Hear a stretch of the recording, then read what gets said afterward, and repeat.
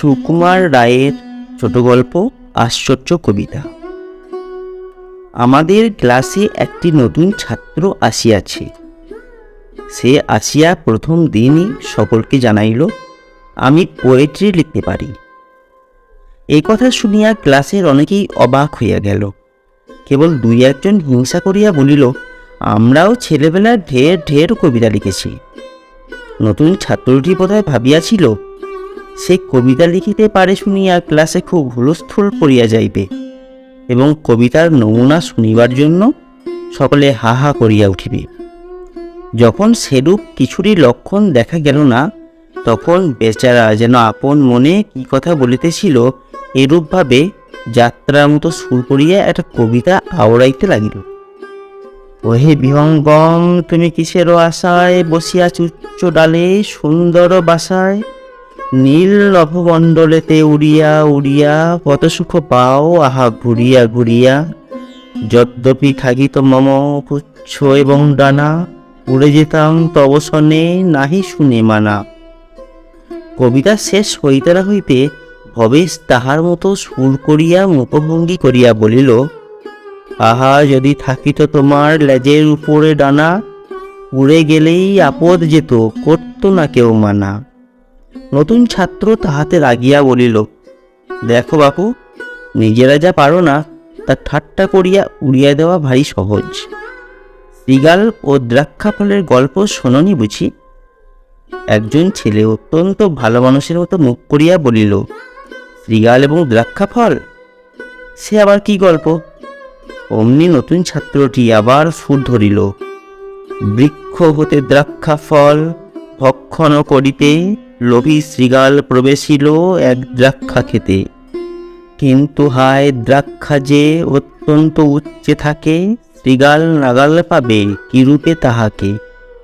বারংবার চেষ্টায় হয়ে অকৃতকার্য, দ্রাক্ষা টক বলিয়া পালালো ছেড়ে রাজ্য। সেই হইতে আমাদের হরেরাম একেবারে তাহার চেলা হইয়া গেল। হরেরামের কাছে আমরা শুনিলাম যে ছোকরার নাম শ্যামলাল। সে নাকি এত কবিতা লিখিয়াছে যে একখানা আস্ত খাতা প্রায় ভর্তি হইয়াছে, আর ৮-১০টা কবিতা হইলেই তাহার ১০০টা পুরো হয়। তখন সে নাকি বই ছাপাইবে। ইহার মধ্যে একদিন এক কাণ্ড হইল। গোপাল বলিয়া একটি ছেলে স্কুল ছাড়িয়া যাইবে, এই উপলক্ষে শ্যামলাল এক প্রকাণ্ড কবিতা লিখিয়া ফেলিল। তাহার মধ্যে বিদায় বিদায় বলিয়া অনেক অশ্রুজল, দুঃখ শোক ইত্যাদির কথা ছিল। গোপাল কবিতার আধখানা শুনিয়াই একেবারে তেলে বেগুনে জ্বলিয়া উঠিল। সে বলিল, ফের যদি আমার নামে পোয়েট্রি লিখবি তো মারব এক থাপ্পড়। হরেরাম বলিল, আহা বুঝলে না, তুমি স্কুল ছেড়ে যাচ্ছ কি না, তাই ও লিখেছে। গোপাল বলিল, ছেড়ে যাচ্ছি তো যাচ্ছি, তোর তাতে কি রে? ফের জ্যাঠামি করবি তো তোর কবিতার খাতা ছিঁড়ে দেব। দেখিতে দেখিতে শ্যামলালের কথা স্কুলময় রাষ্ট্র হইয়া পড়িল। তাহার দেখা দেখি আরও অনেকেই কবিতা লিখিতে শুরু করিল। ক্রমে কবিতা লেখার বাতিকটা ভয়ানক রকমের ছোঁয়াচে হইয়া নিচের ক্লাসে প্রায় অর্ধেক ছেলেকে পাইয়া বসিল। ছোট ছোট ছেলেদের পকেটে ছোট ছোট কবিতার খাতা দেখা দিল। বড়দের মধ্যে কেহ শ্যামলালের চেয়েও ভালো কবিতা লিখিতে পারে বলিয়া শোনা যাইতে লাগিল। স্কুলের দেওয়ালে, পড়ার কেতাবে, পরীক্ষার খাতায় চারিদিকে কবিতা বজাইয়া উঠিল। প্যারেজির বৃত্ত ছাগল যেদিন শিং নাড়িয়া দড়ি ছিঁড়িয়া স্কুলের উঠানে দাপাদাপি করিয়াছিল আর শ্যামলালকে তাড়া করিয়া খানায় ফেলিয়াছিল, তাহার পরদিন ভারতবর্ষের বড় ম্যাপের উপর বড় বড় অক্ষরে লেখা বাহির হইল, প্যারেজির ছাগলের ১ হাত দাড়ি, অরূপের রূপ তার যাই বলি হারি। উঠানে দাপটি করি নেচেছিল কাল, তারপর কি হইল জানে শ্যামলাল।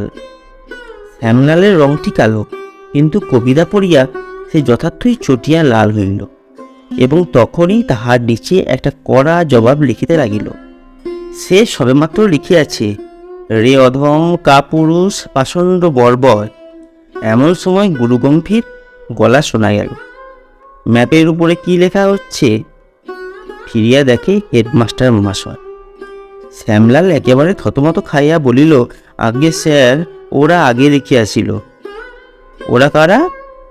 শ্যামলাল বোকার মতো একবার আমাদের দিকে একবার কড়িকাঠের দিকে তাকাইতে লাগিল। কাহার নাম করিবে বুঝিতে পারিল না। মাস্টার মহাশয় আবার বলিলেন, ওরা যদি পরের বাড়িতে শীত কাটতে যায়, তুমিও কাটবে? যাহা হোক, সেদিন অল্পের উপর দিয়াই গেল। শ্যামলাল একটু ধমক ধমক খাইয়াই খালাস পাইল। ইহার মধ্যে একদিন আমাদের পণ্ডিতমশাই গল্প করিলেন যে তাহার সঙ্গে যাহারা এক ক্লাসে পড়িত তাহাদের মধ্যে একজন নাকি অতি সুন্দর কবিতা লিখিত। একবার ইন্সপেক্টর স্কুল দেখিতে আসিয়া তাহার কবিতা শুনিয়া এমন খুশি হইয়াছিলেন যে তাহাকে একটা সুন্দর ছবিওয়ালা বই উপহার দিয়েছিলেন। ইহার মাসখানেক পরেই ইন্সপেক্টর স্কুল দেখিতে আসিলেন। প্রায় 20-25টি ছেলে সাবধানে পকেটের মধ্যে লুকাইয়া কবিতার কাগজ আনিয়াছে। বড় হলের মধ্যে সমস্ত স্কুলের ছেলেদের দাঁড় করানো হইয়াছে। হেডমাস্টার মহাশয় ইন্সপেক্টরকে লইয়া ঘরে ঢুকিতেছেন। এমন সময় শ্যামলাল আস্তে আস্তে পকেট হইতে একটি কাগজ বাহির করিল। আর যায় কোথা, পাছে শ্যামলাল আগেই তাহার কবিতা পড়িয়া ফেলে, এই ভয়ে ছোট বড় একদল কবিওয়ালা একসঙ্গে নানা সুরে চিৎকার করিয়া যে যার কবিতা হাঁকিয়া উঠিল। মনে হইল সমস্ত বাড়িটা করতালের মতো ঝনঝন করিয়া বাজিয়া উঠিল। ইন্সপেক্টর মহাশয় মাথা ঘুরিয়া মাঝপথেই মেঝের উপর বসিয়া পড়িলেন। ছাদের উপর একটা বিড়াল ঘুমাইতেছিল। সেটা হঠাৎ হাত পা ছুড়িয়া 3তলা হইতে পড়িয়া গেল। স্কুলের দারোয়ান হইতে অফিসের ক্যাশিয়ার বাবু পর্যন্ত হাঁ হাঁ করিয়া ছুটিয়া আসিল। সকলে সুস্থ হইলে পর মাস্টারমশাই বলিলেন, এত চেঁচালে কেন? সকলে চুপ করিয়া রহিল। আবার জিজ্ঞাসা করা হইল, কে কে চেঁচিয়েছিল? 5-7টি ছেলে একসঙ্গে বলিয়া উঠিল, শ্যামলাল। শ্যামলাল যে একা অত মারাত্মক রকম চেঁচাইতে পারে এ কথা কেহই বিশ্বাস করিল না। যতগুলি ছেলের পকেটে কবিতার খাতা পাওয়া গেল, স্কুলের পর তাহাদের 1.5 ঘন্টা আটকাইয়া রাখা হইল। অনেক তম্বিতম্বার পর একে একে সমস্ত কথা বাহির হইয়া পড়িল। তখন হেডমাস্টার মহাশয় বলিলেন, কবিতা লেখার রোগ হয়েছে, ও রোগের ওষুধ কি? বৃদ্ধ পণ্ডিত মশাই বলিলেন, বিষস্য বিষমৌষধম, বিষের ওষুধ বিষ। বসন্তের ওষুধ যেমন বসন্তের টিকা, কবিতার ওষুধ তস্য টিকা। তোমরা যে যে কবিতা লিখেছ তার টিকা করে দিচ্ছি। তোমরা 1 মাস প্রতিদিন 50 বার করে এটা লিখে এনে স্কুলে আমায় দেখাবে। এই বলিয়া তিনি টিকা দিলেন। পদে পদে মিল খুঁজে গুনে দেখি 14, এই দেখো লিখে দিন কি ভীষণ পদ্য। একচোটে এইবারে উড়ে গেল সবই তা, কবিতার মতো মেরে গিলে ফেলি কবিতা। 1 মাস তিনি কবিদের এই লেখা প্রতিদিন 50 বার আদায় না করিয়া ছাড়িলেন না। এ কবিতার কি আশ্চর্য গুণ! তারপর হইতে কবিতা লেখার ফ্যাশন স্কুল হইতে একেবারেই উঠিয়া গেল।